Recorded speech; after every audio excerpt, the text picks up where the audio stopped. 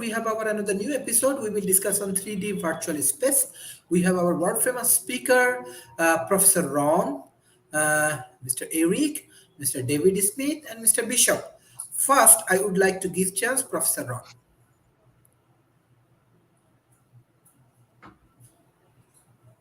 Professor Ron, can you unmute? There we go. Well, good morning, good evening, everyone. It's a pleasure to be here. I am interested very much in discussing this topic because in 2008, I formed a company with a Swedish colleague that does 3D visualization and 4D visualization. So I'll tell you all more about that in due course.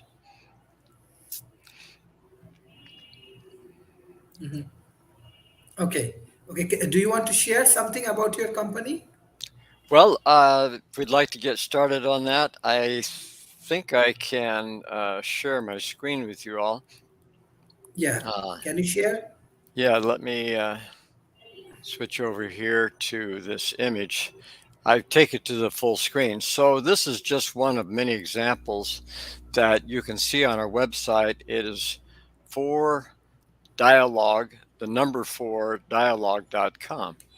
And we have been over the last 10 years plus developing this tool to allow urban planners, architects, and transportation planners access to a tool that helps to visualize a community transportation system. And the reason we call it 4-dimensional is because, as you can see, we incorporate time into the model because we can visualize vehicles moving, trains, cars, buses, bicycles, and such. Perhaps later on I can show you some other things, but you can see that I'm able with this tool to, while we have set a course for the camera has a 360-degree view. I'm changing that view just by moving the cursor. So I think that's enough for now, just to give you a taste of it. And now we can go back to, were you able to see that? No, still no. I'm sorry about Oh, that. let me see. I should check to see if it.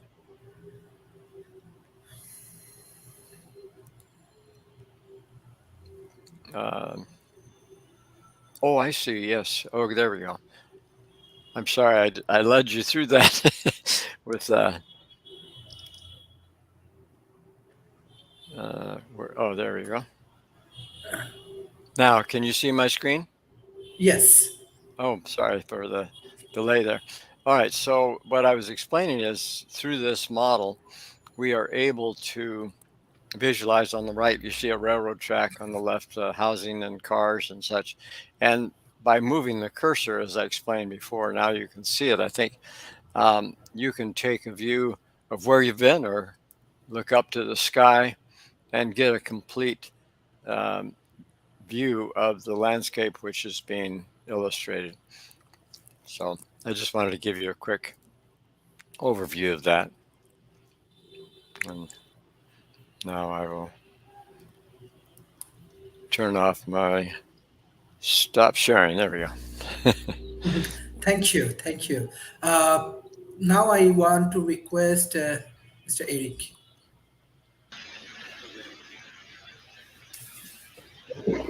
Mr. Eric.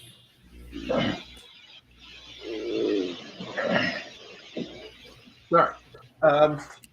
When I look at 3D virtual space, I kind of look at it with 3 different lenses. The first lens is, how does this change what we're used to doing, what we do right now? And of course, this is one thing. We're meeting right now, so we could do this in 3D. Why would that make a difference? Well, we could add more impacts and things, and that screen share that we just did could get easier. As a professor in class, I added, the 360 camera, and we could sit around the classroom and we could do that and include a board in there, and that could be like a conference room. And then we linked several classrooms together. So when we met, it was a much more fluid conversation, and it focused on who was talking. And actually, that made a big difference, and we could share things in the screen. So just add that into 3D. So it makes the experience more real. What else do we do? Well, we play games. Well, the games in 3D means you get objects and come. We like to see the big screen movies, the big, Omni theaters, and where the screen is so big it looks like you're immersed. So those things we do right now, we can continue to do. Other things that we do is we go places. So time can make a difference to us. Take, for example, people who are no longer able to be mobile and they would like to go to church. So imagine them participating in church. Imagine them participating in the family. Imagine us going to Machu Picchu on a tour. So those are kind of things that we can do today that we could see doing in 3D. The other lens to look at it is, what can't we do today or would be hard? A big thing is practice and rehearsal and training. Some things are just too expensive to do. Like, I was an engineer and we used to take apart and board scope things like gas turbine engines. That's not something you get to do every day. If you have gas turbine engines in there, it's expensive. It's hard. It takes a lot of time. The other thing is practicing situations, like doing a presentation is scary. I remember the first time I spoke in front of over 5,000 to 10,000 people on stage. That's not a very easy experience the first time. Lights are in your face, you can't hear, the audience is out there somewhere, there's a lot of emotion in it. You could practice that in a pretty safe environment, so you can practice things that aren't there. But the real key to me is what could you do in 3D that we aren't even used to thinking about? Things like education. What could we do in 3D when you're studying things like quantum physics and below, string theory at the low end, and at the big end when you're going to go discover the universe? You can see that in 2D, and they're doing big graphics that, but imagine doing that in 3D and other things. One time, when we first started this idea of graphics, we ran a Doom engine at the San Diego Supercomputing Center. And we were able to put in real life interactive objects into that. This is over a decade ago. And then we found that people could put their own objects. So now we were interacting with things to the point that we could pass them back and forth. So it wasn't just point, look, see. You could interact with each other, and things would happen that would never happen. It's tough. It's very tough for us to have anti-gravity here, but in 3D, sure, it's tough to do things. So I guess that would be the way I look at that is, what would we be comfortable doing now? What could we do that would be hard or uncomfortable or expensive or impossible to do? And the third way is, what could we do that we're not even used to thinking because it's a new thing? Does this help business or dating or design or innovation or entertainment or problem solving or politics? I don't think we even know.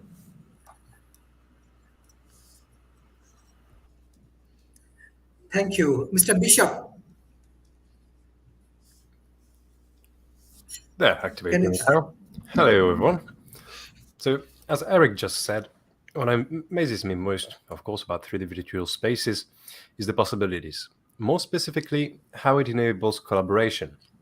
So, I myself work for a non-profit organization that is decentralized. We have members in Korea, in South America, all over the world. And what interests me most about 3D virtual spaces is what can it do to enable better collaboration between us. We're far away in each point of the world. And the strength of human beings, of course, is first and foremost collaboration.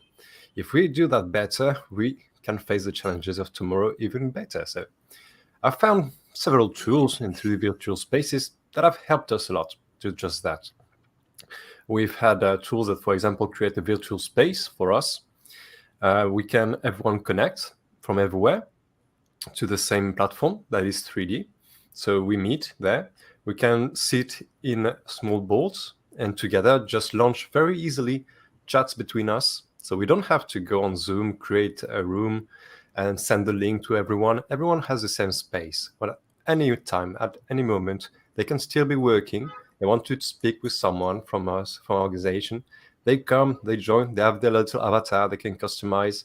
They sit at a meeting board. There are games also. They want to spend a good time. And this has been what has been amazing me the most about 3D virtual spaces. It has made quite a leap in helping us collaborate better, have a space where we can meet at any time without sending us any Zoom links or anything. So this has been what has been amazing me the most. Also, 3D virtual spaces are making a big leap in live streams as well. So creating events where during a live stream or a reunion or an event, anyone can join, be a part of the event in the same virtual space. Well, it's quite something different to have your own little avatar, to be a part of something more present, be more there. So in terms of 3D virtual spaces, this has been what has been the most, well, impacting for me.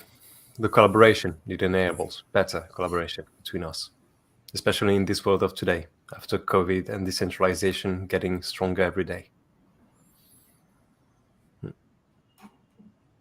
Thank you. Professor David Smith. Professor David Smith.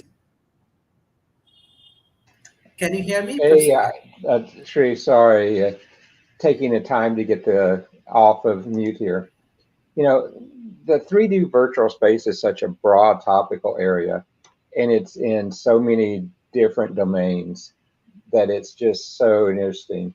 You know, everything's computed on computers and digital devices, and we can do it. It can be with glasses, it can be holographic displays, it can be virtual caves, so many different spaces like that in so many different industries.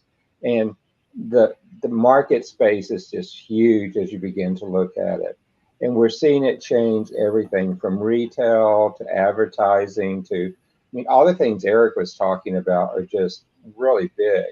And you're seeing more and more brands jumping into it and beginning to start. One of the new spaces is the virtual art market space, which I'm seeing more. Walking through airports, some of particularly corporate 100 companies, I'm seeing 3D virtual art hitting all over the places. And I think we'll see that segment dramatically increasing.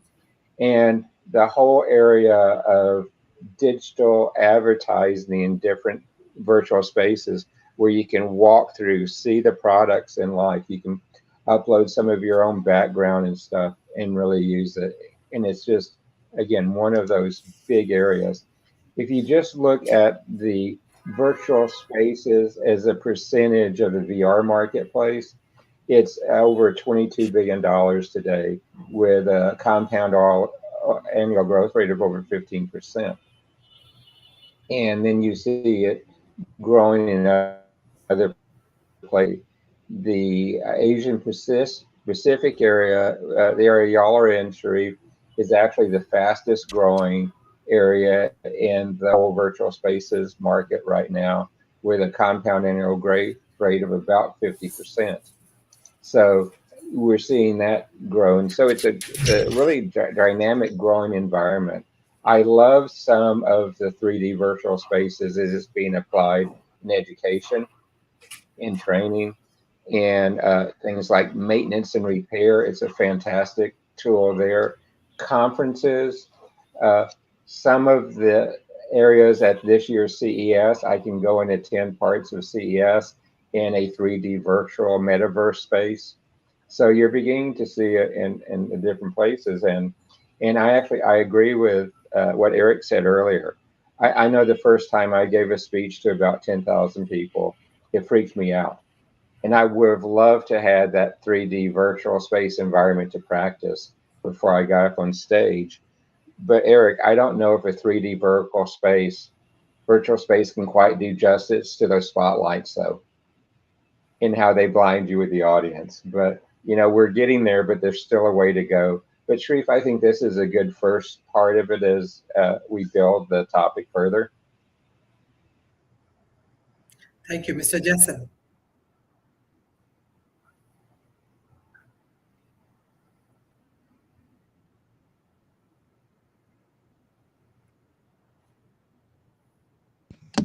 Sorry, it was difficult for me to get to the mute button. Thank you. I had the screen expanded, so I had to open it back up to have the button visible. So I wanted to just sort of offer up a viewpoint of Metaverse as a user interface, and that it is possible to have an immersive environment in a 2D screen. And that the important part about Metaverse is maybe like the least important part about Metaverse is being fully 3D with a headset.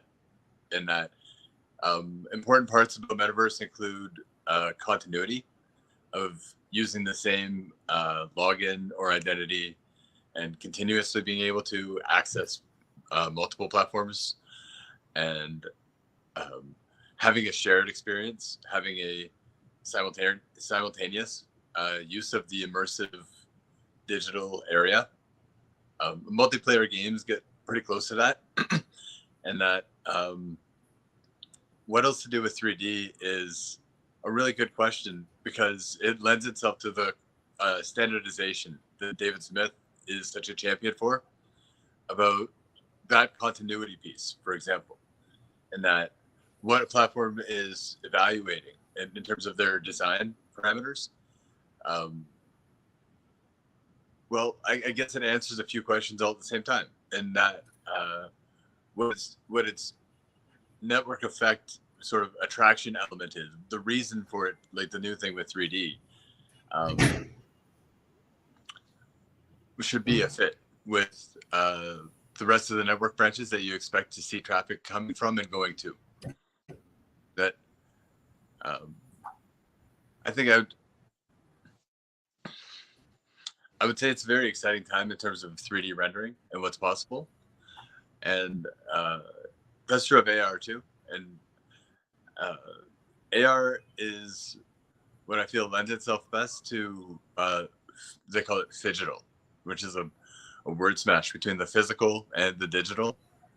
And some examples like that might be something like a game that is done in the physical domain that is sort of directed by the digital assets that you find. Like there have been a few that do that you can use your device to propagate the image somewhere in the real world, right? The physical space. And there's a tremendous amount of creativity to explore with what else to do. What else is the utility of 3D or VR or something like that?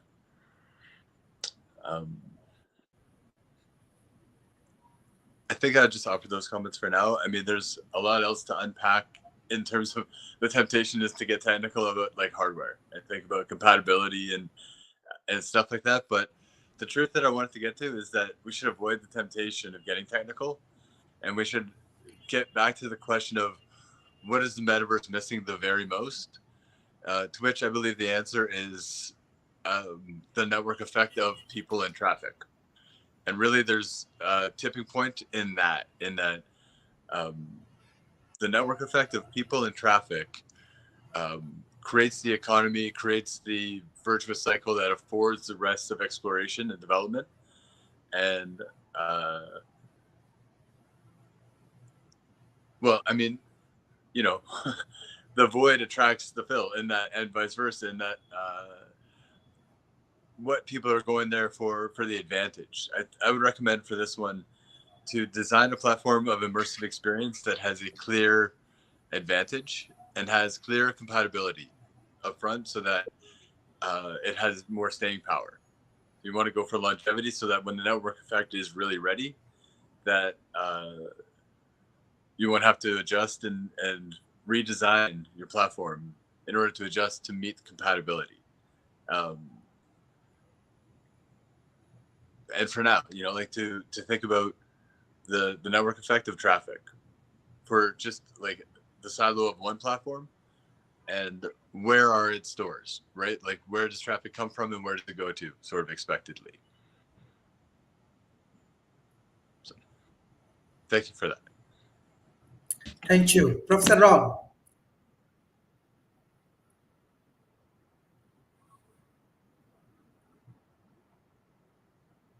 Well, one thing that concerns me greatly. Actually, we love to learn more about your company. Yeah. Okay, yeah, it took me a moment to find the mute.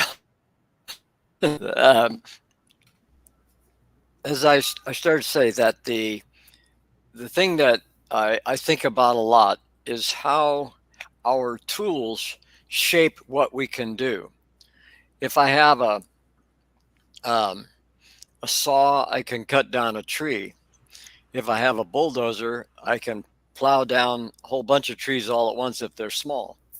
If I have a hammer, I can build a house. So when I was young, architecture, engineering, all of these things were very a big part of my life, and I started out learning how to draw such things with a T-square and a triangle, and that simple tool meant that straight lines were going to be a big part of whatever came out of my exercise. And then as the years went by, we developed computer-aided design, and it became possible to design things with curves much more readily.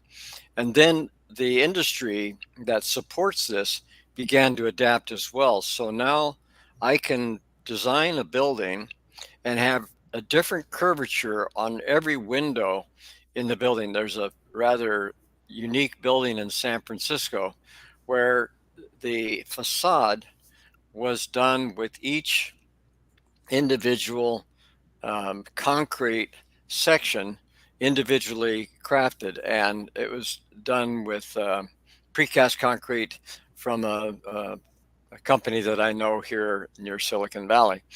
And then as I think about it further, I want to bring to your attention a book that I have considered very important over the years. It's called A Pattern Language. And this was written by a professor at UC Berkeley many years ago. And I want to just take you through a couple of his lines here that discuss things that I see as being really challenging in our culture. Cars give people wonderful freedom and increase their opportunities, but they also destroy the environment to an extent so drastic they kill all social life. Now, that's a bit extreme. So let's look at the other side of the story. It is not possible to avoid the need for high-speed roads in modern society, but it is essential to place them and build them in such a way that they do not destroy communities or countryside. So one of the things that motivated us to develop this 4D modeling system is to help people to understand that there are alternatives to the automobile. A friend of ours, a mutual friend, Don Steiny, which many of you people have met before in these forums, he was walking outside of town, came back part way, and just last Christmas Day, last week, he was hit by a car in a pedestrian crossing. He was crossing the road. The fellow that hit him had left home kind of in a funk because he had some domestic problems and was going for a ride to clear his mind. And in the process, he managed to cause Don to crack a bone in his thigh. And it was not a serious, knock on wood, a serious injury, but it could have been fatal. And so we tolerate these 2-ton monsters going at lethal speed in our communities. And if you think back to the times when people lived in villages, can you imagine? Probably you may not know that the hippopotamus is one of the most lethal large animals to humans, more so than lions. More people die from hippopotamuses than do from lions. And imagine living in a village in Africa 1,000 years ago, and you put it right in the way where there was where normally rhinoceroses went back and forth from one place to another. Well, it'd be absurd, but that's, these cars weigh as much as a rhino. I'm sorry, I meant to say hippopotamus. So in any case, we have tools now with these new ways of visualizing that enable us to immerse ourselves in a new space and see what an innovation would do. And what we are doing to using this tool is to facilitate designing a transportation system which is above the street and does not interfere with pedestrian activity. And yet, going back to Chris Alexander's pattern language, it allows people to go fast, but without defying the laws of physics. Namely, that if I hit something that weighs 100 kilos or less, and I have 2 kilo uh, uh, two tons of mass at 30 kilometers an hour, it's no contest. And we need to respect the laws of physics. And this technology is making that possible, to understand how to use it and then to implement. Thank you. Mr. Bishop.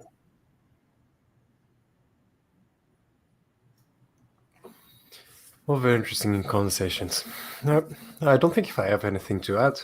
I don't know much about 3D virtual spaces other than the tools that I've used up until now. And this was very specific. It was to facilitate our working together with our organization, sought specific tools that could help us. I'm also a 3D content creator. I've worked for a long time now in the 3D industry. And I've started creating also many different 3D spaces for that purpose. So this is what I'm working right now. And many people can do that, actually. So I learned it all by myself. There are many different tools in 3D today that can be used for free. Blender, for example, is the most famous one, of course. And one can start to learn about how to create 3D models, their own 3D space for their organization, something that is truly unique to themselves, that they love to be in together. And so this is something, the last thing maybe that I could add to the conversation, is to learn all by yourself. It's free. It's for everyone to enjoy. And anyone can learn from the start and ground up how to use these tools to create their own 3D spaces for their own purpose. So I'd like to underline that, yeah, everything in this topic is accessible to anyone that wants to participate in it, to create new opportunities and many different tools.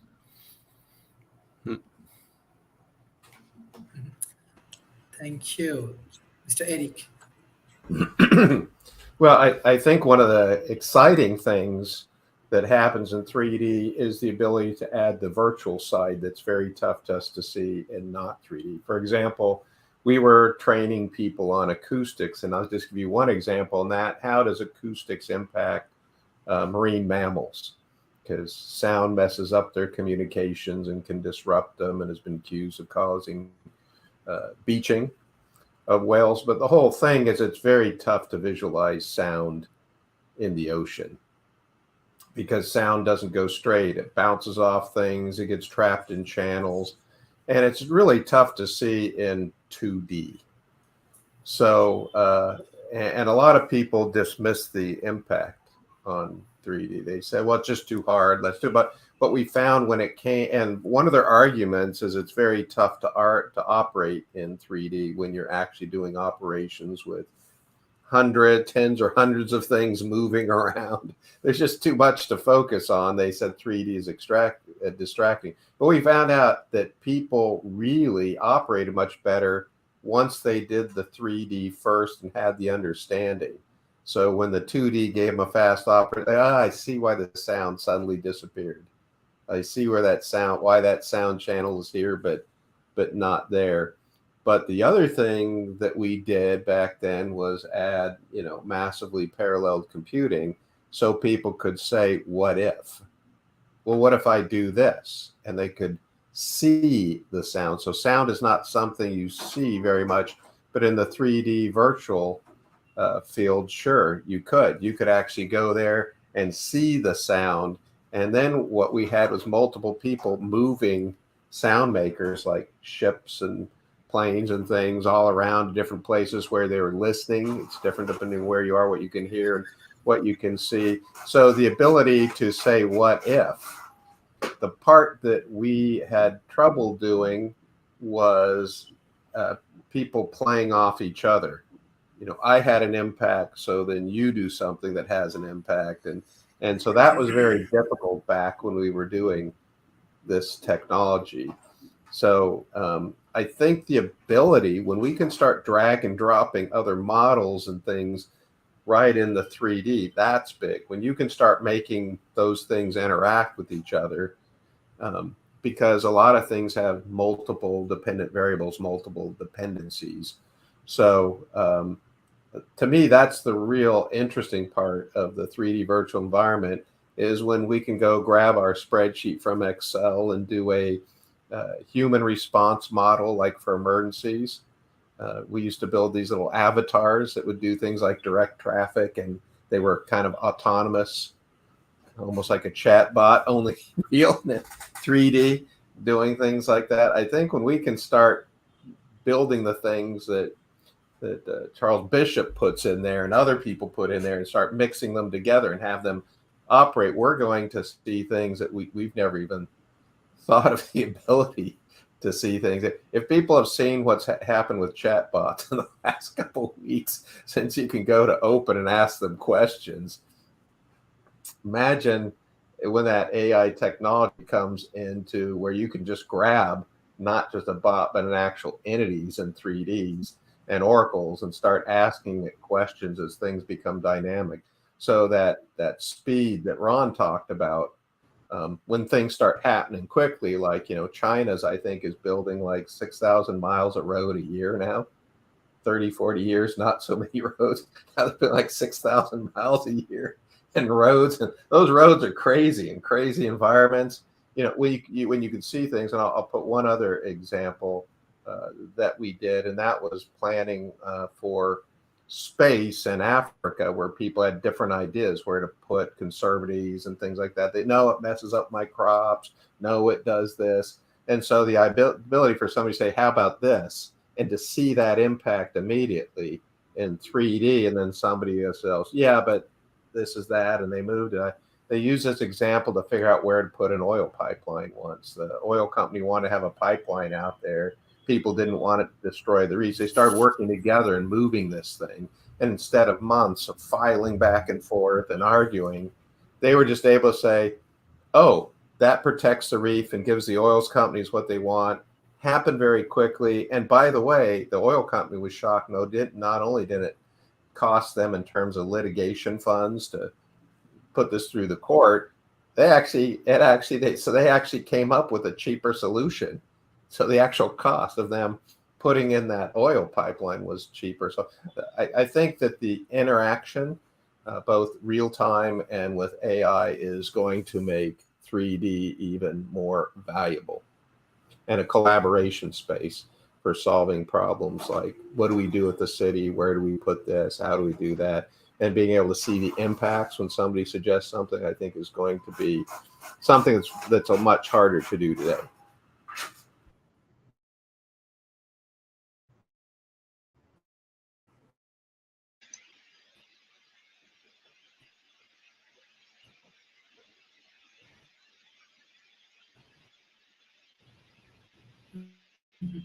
Thank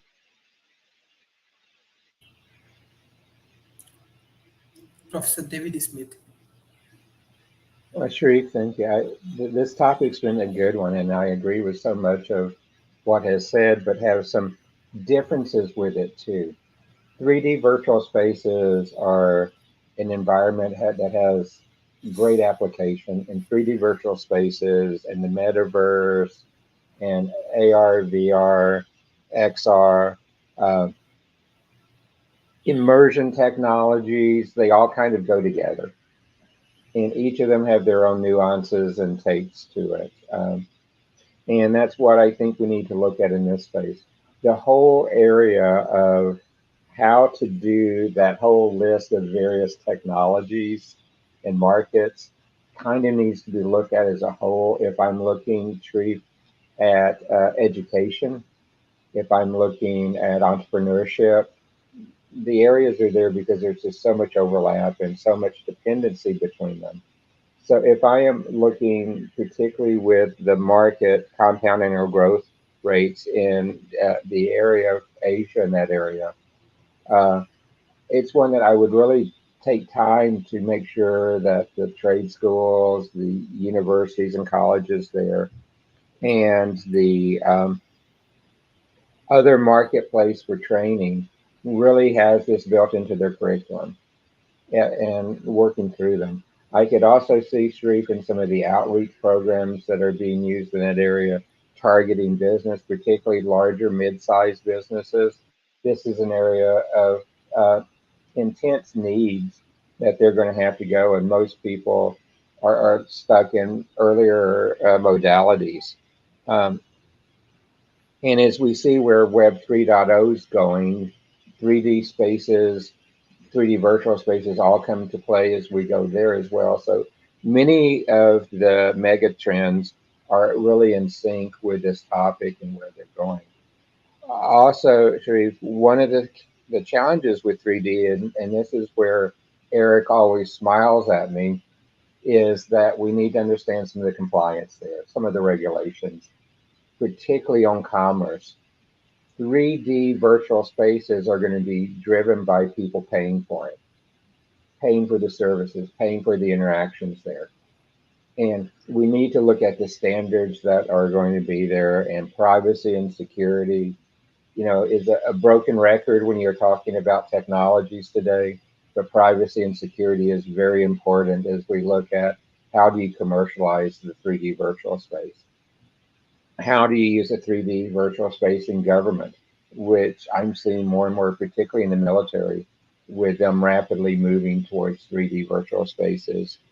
Uh, I'm seeing in some parts of the world, and Sharif, particularly in some of the developing nations, where smaller governments are trying to create a 3D virtual space for services as opposed to hiring multiple people in physical offices and trying to do services digital, particularly in some of the smaller developing nations where the infrastructure for people and support and a trained infrastructure is not as large.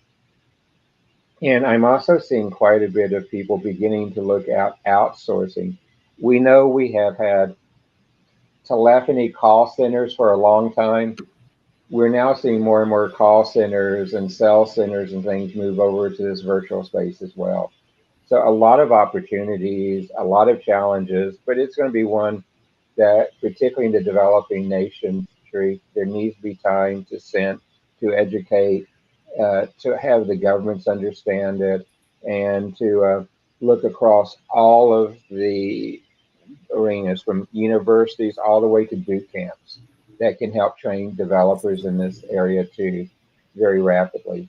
So, Sharif, I think that's kind of my comments here. Thank you. Mr. Jackson.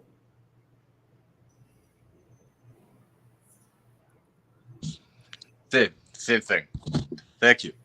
I want to go right to Ron's comments, and I probably was appearing to be chuckling at the comments because I was just having a hard time following the logic all the way through. What he was describing is the characteristics of a representation. You got a digital representation of a car, and as it's moving through the space, it needs programmatic language to know what its mass is supposed to be, like, hypothetically. And that in a 3D immersive space, like in a video game, when two objects collide, they could just pass straight through each other, or they could both cancel out and the whole system crashes, or they could, whatever can happen on the screen, right? Like whatever's in the programming will render on screen what it's instructed to do.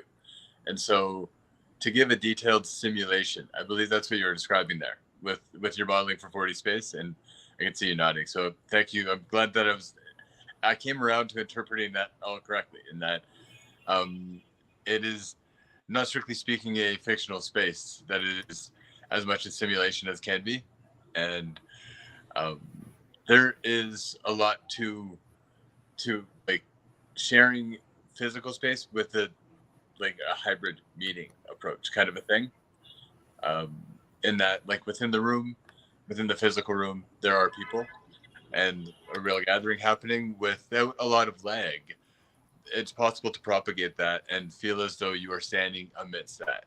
I mean, that's to Eric's point of like what's almost or what would be nice or what is next and all that. So I wanted to like offer that up as a vision with a grain of salt to say the network effect is the only way to get there, and there's no guarantee that the network effect will, because compatibility is what will define that network effect. The compatibility is what makes any space part of the network of networks. And I'll offer a real world example of network space and traffic, and that the compatibility issue, in that the visioneers, like the future of metaverse, has maybe the world's biggest single arena in it. I mean, picture a physical stadium where for the biggest population, for the largest imaginable possible gathering of people, and the physical restriction would keep the number less than what is possible in digital spaces. No matter what no matter what stadium you pick, it will be, the biggest stadium will be a digital one. And expand on that to other types of gathering, to things like a university lecture or film premiere, as was the case earlier this year. The world's biggest theater, kind of an idea. So what I'm trying to get to is, whether you're doing something really advanced and has a lot of underlying programming in it, like what Ron is talking about, like a simulation, or whether you're talking about something that is advanced in a different way, which is picking up a feed like a telephone call with people, or a third thing which is different, like a big event where there's sort of like an arena, or like an entertainment product unfolding. Take those compatibility threads, because they have different characteristics. Sorry, I'm struggling to make the point, but they have such different characteristics that the designers would be tempted to think, I'm going to make custom hardware for this or something. I'm just going to make my own little silo for this, because it's a special thing. It's, the phone call, or it's the simulation, or it's the classroom, and that they need not necessarily be compatible. But the point I'm trying to make is that in order for the network effect to be successful and for the traffic to justify the work, compatibility is at the fore. So that is as true for the most modest of projects. If someone's creating a metaversal space for maybe like a 4-seat campfire gathering, right? Just 4-seat, there's only space for 4 people, and there's nothing else to it. And it's the most simple metaversal space in the whole metaverse. That compatibility sort of that's the horizontal, that's the great equalizer within the space for simple projects with simple utilities, all the way out through elaborate spaces and elaborate utilities. Thank you. Professor Ron, what's your concluding remarks for today's session? Well, I'd like to hit on a couple of points. Jason just spoke about collaboration, and I wanted to mention that in the early stages of developing these tools, we established, just like we are right here in a forum with visual and audio glue keeping the conversation moving. In the same way, we set up a lot of sessions where there are basically two types of people. You have the professional designer who knows how to manipulate the tool, and you have the customer, shall we say, who has the desire to see a certain shape take place, that a certain design come into being. And what we found was that at the time 10 years ago, and even to some extent today, but it's getting better, the number of people who can participate in this depends upon how many people have really very powerful computers. As you may know, NVIDIA, the graphics chip maker, has single chips which consume over 100 watts. And that means that it takes a refrigerator, like a household refrigerator almost, to cool that chip. It's just unbelievable. And so the we set up these collaborations so that we could be together in one space, and I could direct the professional, please put a shape that looks something like this.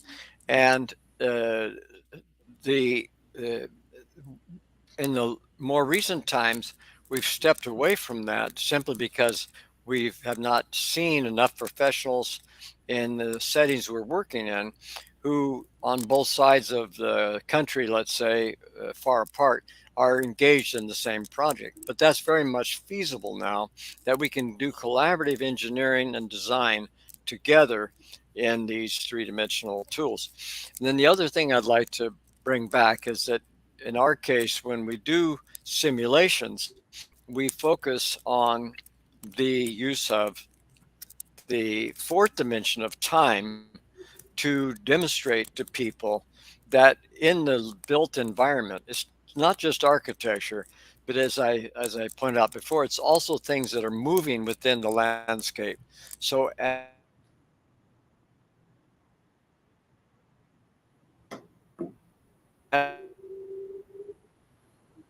as we dimension of time, how the world can evolve to a better built environment.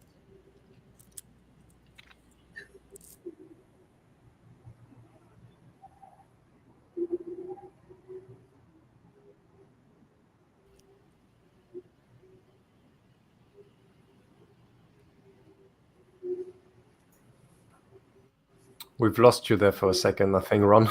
Your internet connections dropped off. Yeah. Yes.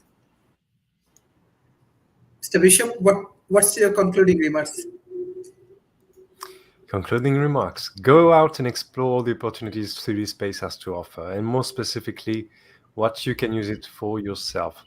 I found it very interesting and has helped us a lot in collaboration within our own organization.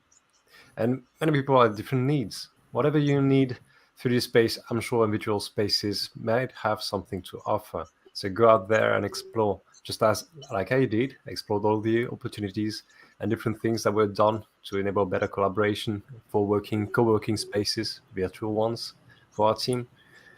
And this is what has helped us the most. So go out there and explore. And of course, don't forget, for 3D creation, there's a lot of open source and free software out there. And you don't have to put in money to explore and start creating right now.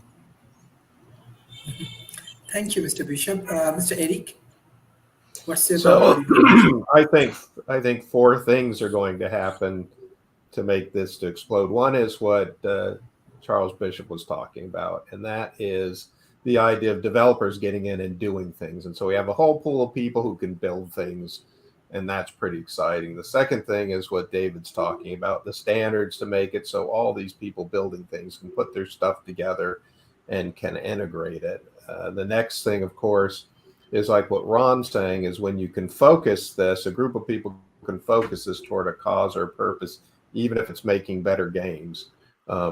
And so that means that David can build a game and Jason can build a game on top of that. And Dr. Sharif, you can build a game, and these games can be built all over the world in all kinds of environments in all kinds of countries. And the big thing is when the web and the internet catches up on top of that to add the computing power and integration.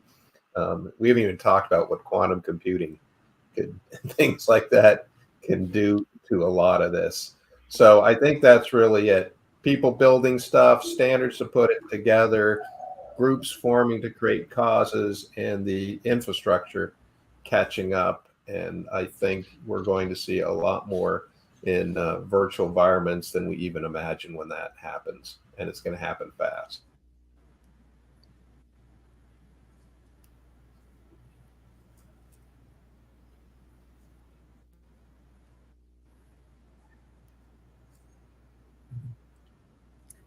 Thank you. Professor Ron. Yeah, I was having difficulty with my computer there for a few moments. Thank you. I was just concluding a moment ago by saying that I want to give consideration to fourth dimension, but I think my internet is still weak, so I'll leave it at that.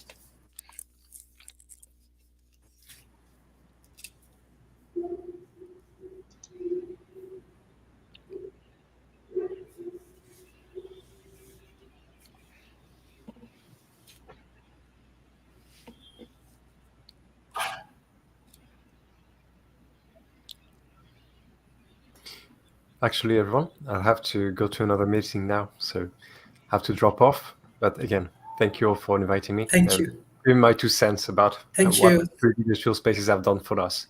And it has done a lot, really, today now. I couldn't be happier. We have an amazing decentralized organization, able to meet in a single place at any time. It has done wonders for us. So again, thanks for having me here Thank today. you. You all have a Thank great day. you. Thank you. Thank you. Professor David Smith, what's your concluding remarks? Well, Sharif, thank you again for letting me be part of this, and you can see the impacts that all the speakers have mentioned today. I am particularly excited to see this begin to spread and be combined with all these multidisciplines that all go into making this happen. As we've talked before, everything today is a system of systems, and the discussions around 3D virtual space highlight that. But it is kind of interesting as a result of us broadcasting this today. We've seen 2 of the biggest challenges with 3D virtual space, the internet. And we've seen the lagging, the freezing, and things on the program today. Those are an inhibitor for 3D virtual environments. They're an inhibitor for metaverse and other things like that. We've also seen challenges with computers, not just the underpowered ones, but that Ron has talked about, but even ones that have adequate power with just challenges with Ron saying he has a problem. I had to reboot this morning to get all my cameras working correctly. But we see things happen. You know, Intel announced last week a new chip in their roadmap with 1 trillion circuits in the chip. Big breakthroughs. We're headed that way. And even though it's using a different architecture than what traditionally they've had to use, it takes Moore's laws and extends it further and further, even though it's not exactly what Gordon had in mind when he wrote Moore's law. And we see it extended. We're looking at the others. I don't know if Ron knows this, but I was the leader of the very first semiconductor roadmap, and heat and cooling is still one of the biggest grand challenges as you look at chips and all different types of chips. And that's why you're beginning to see 3D vertical chips and what's called a high stack chip and others coming into play. And that's going to be helpful as we begin to need more and more power like this. Eric mentioned quantum computing, which can sure play in this space, but the one that is going to be even more powerful, you've heard me speak about before, is biological computing, because of its ability to handle so many different threads at the same time, which quantum computing cannot do. So we're seeing those advancements too. But true, great area to work in, exciting technology, and one that's going to change marketplaces and governments and education and healthcare in all those markets. So I appreciate you letting me be part of this and look forward to more, but thank you. Thank you. Thank you. So, Jason, what's your concluding remarks? Thanks again. Yeah, just to like bring the comments all in together is that I feel as though what's already built is extremely wonderful, and it's exciting in that there's so much promise in the experience. For Eric's example, for example, of experiencing sound and visualizing it on impact, like to overlay that to Ron's project, to apply the correct physics to a dynamic, and that sound is occurring in the space, and that there's an impact of the sound, for example, and how far does it move an item, or where does it bounce next, and everything else, right? How does life respond to that? I feel as though it's hard to find just the one thing that's exciting, that is the use case of metaverse, but I think of it as a singularity, like in a good way. Like it's a hub in a way. The thought occurred to me about why there's been some fits and starts in terms of establishing a network effect for metaverse. And the thought occurred is that the biggest silos have walls that are too thick, and they're sort of self-contained, and the rest of the silos aren't quite big enough to have a person start and go through their day there. So, for example, what I'm saying is, when a person is beginning to interact with the world for the sake of their profession, checking in at the workstation kind of a thing, like going to the plaza, going to the venue, going to the physical school, those sorts of things are, well, I mean, they're the traffic. They're the traffic, and that a metaverse that has compatibility by design would be that routine for people, is the way I would understand it. And a hub that can reach all of the nodes is, well, it's difficult to estimate the economic value of that. It really is. It's an unknown quantity, and the pace of development is so much to appreciate that you can really just see a piece at a time. So I don't know. Try to make sure you're on something good, because if you're not, you can bet there's something good that you're missing. There's a lot good out there.